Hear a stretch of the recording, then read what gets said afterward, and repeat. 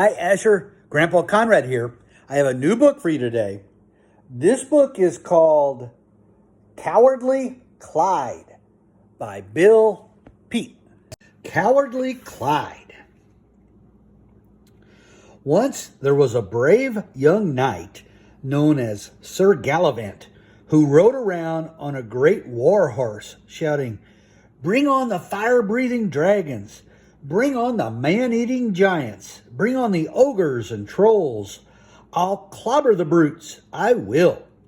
All the shouting was upsetting to Clyde, the great war horse. He wasn't the least bit brave, and he worried about what he would do if Sir Gallivant ever got his wish and met some horrible monster in a fight to the finish. Clyde didn't want anyone to know that he was a coward, so he pretended to be brave by prancing around with his chest out and his nose in the air. But his uppity act didn't fool the farm dogs. They could spot a coward a mile away and always had great fun barking at the jittery horse just to watch his eyes roll and his ears twitch. Clyde was so skittish that even a cross-eyed, silly old scarecrow gave him the creeps, and when he heard the news that a gigantic ogre was on the rampage far out in the countryside, the faint-hearted horse was horrified. He's afraid, that horsey.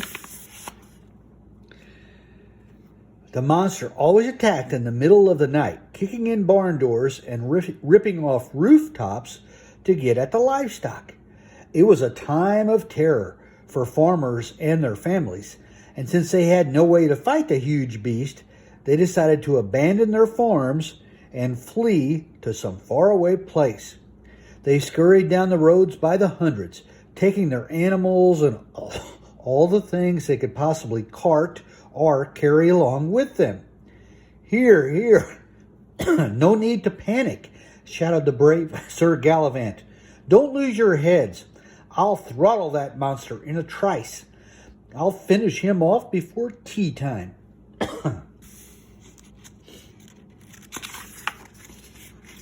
No, not that easy," warned an old farmer. "I got a peek at the monster last night. He's a whopper of a thing, a giant owl-eyed, ox-footed ogre, nearly as big as a barn. A night-prowling beast who never shows himself in broad daylight. Never. They say he hides out by day, far back in the woods to the north of here. But anyone who dared go in after him would be a dim-witted noodlehead." "Then I'm a dim-witted noodlehead," laughed Sir Gallivant, "and I'm off to meet the owl-eyed ogre. Gee, hup, Clyde boy, let's go."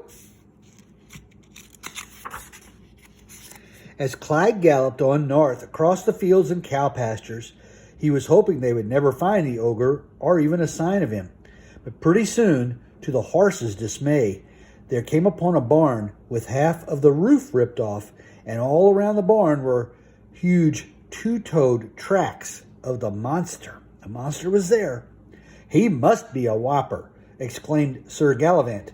"With tracks like that, we'll catch up to the beast in no time. Clyde boy, we're in luck." They followed the ogre's tracks on a grassy meadow until they disappeared into the dark, gloomy woods. They were about to enter the woods when Clyde thought of the farmer's grim warning, and a cold shiver ran through him that left his knees so weak and wobbly he staggered to a halt. "Ho, ho, come on now," scoffed Sir Gallivant. "Don't tell me my noble, high-stepping steed has turned into a chicken." No horse can stand to be called a chicken, not even such a cowardly one as Clyde. So with an angry snort, he headed on into the gloomy woods.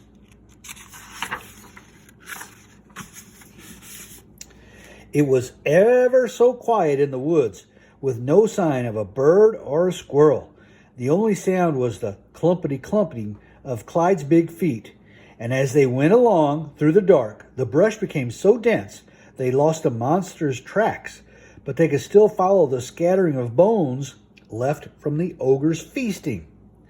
Then pretty soon a huffling, snuffling noise echoed through the trees like the breathing of some gigantic thing. "The time has come," muttered Sir Gallivant, clamping his visor shut and getting a good grip on his sword. And all at once, there in the deep shadows, was the terrible ogre. There he is. The great hulking beast was sprawled out on his back in the oak tree, sound asleep and snoring. "What a cinch!" whispered the knight. "This brute is far off in dreamland, out of this world. I could slit his gullet in a twinkling, and he'd never know it. But that wouldn't be very sporting, would it, Clyde? No, not fair at all." Then to the horses, horror and amazement. Sir Gallivant shouted, "On guard!" The startled monster reared up with an angry woof. His fierce owl eyes searched everywhere at once. "Weeful!" he gleefully squealed when he spied the knight on horseback right under the great horned snout. The greedy ogre was always hungry enough to eat a horse, and also a knight in armor, saddle and all. And he leaped to the attack, just as Sir Gallivant lashed out with his sword. But they both missed when Clyde swerved to one side to escape the terrible claws. Then the panicky horse was off and away, running through the woods at a furious gallop. "Whoa, whoa! Hold up!" shouted Sir Gallivant. "Stop, stop, you chicken-livered cowardly big lout!" But the worst of all insults couldn't stop Clyde now. He was determined to save both their necks, whether his foolhardy master liked it or not, and he kept going full gallop, dodging past tree limbs, leaping over boulders and logs, and out of the spooky old woods. Looks like Sir Gallivant got knocked off by a tree limb. Clyde was far out in the meadow when he dared to slow down to catch his breath. Then, as he took a look back to make sure they weren't being followed, he suddenly discovered his saddle was empty. Sir Gallivant was gone. He had taken a tumble way back in the woods somewhere. Clyde was more frantic than ever. For all he knew, the poor fellow had already been devoured by the ogre. Yet the horse would never know unless he went back into the woods to find out. And he wasn't half brave enough to do that. If there's even a slim chance, thought Clyde, that I could do something to save him, then I must take that chance. If I'm not half brave enough, then I must pretend to be brave. I'll put on a big act. Then, snorting fiercely like a high-spirited steed, Clyde went charging headlong back into the gloomy old woods. When Clyde reached the spot where he first had met the monster when he was stopped short by the great roaring burst of laughter, "Groof, groof, groof," the giant beast was in a frolicsome mood, playing the old cat-and-mouse game, and the mouse was Sir Gallivant. Even though he had no chance of winning, the heroic young knight put up a furious fight, swinging away with his sword, while the ogre kept jabbing at him with a claw that sent him sprawling. Clyde knew the game would end in a second with one crunching bite, unless a horse got into the game. To get the monster's attention, Clyde suddenly sank his teeth into his scaly blue tail. "Garf!" cried the ogre, who was much more surprised than hurt.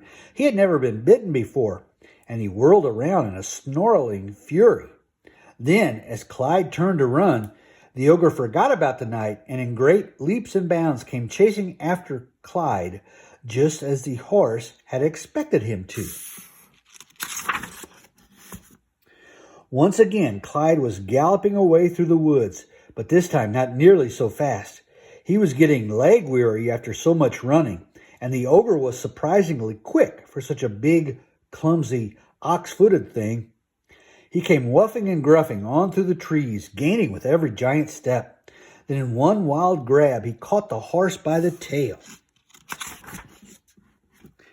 This would have been the finish for poor Clyde if he hadn't reached the edge of the woods. In one last desperate lunge, one tremendous surge of horsepower, he made it out into the meadow and hauled the huge ogre out after him. Suddenly, it was the ogre's turn to be terrified. He had been caught by surprise, out in the broad daylight, with the sun glaring down on him. An owl-eyed monster who thrives on darkness and gloom can't last 10 seconds in the bright sunlight, and he knew it. He let go of the horse and burst into horrible howls and screeches that could be heard all the way to Twickenham. Sir Gallivant came dashing out of the woods just in time to see the monster explode in one big kerfuffle. And just like that, he was gone. Clyde, stammered the flabbergasted knight. Did you see that? The big brute's gone. Vanished. Gone in one big kerfuffle. Amazing. Fantastic. I must spread the great news. Tell everyone. Come on, Clyde. Giddy up. Let's go. As Sir Gallivant set Clyde racing across the countryside to catch up with the frightened farmers, he realized they would never believe that such a huge beast could vanish in one big kerfuffle. So he quickly made up a better ending for the ogre. Hear this, he shouted. I have clobbered the monster, slashed him to bits and pieces. Just one big banquet for the buzzards. He's gone forever. The wonderful news was greeted with resounding cheers and shouts of joy that echoed for miles around, and Sir Gallivant became an instant hero. After that, when Clyde went prancing along with his chest out and his nose in the air, he really was feeling brave. The farm dogs could sense it at once, and they gave up barking at him. It was no fun barking at a horse who won't twitch an ear or even bat an eye. But after all, a horse who bites a giant ogre on the tail and lives to trot another day is just about as brave as anyone can be. The end. I love you, Asher. Have a great day.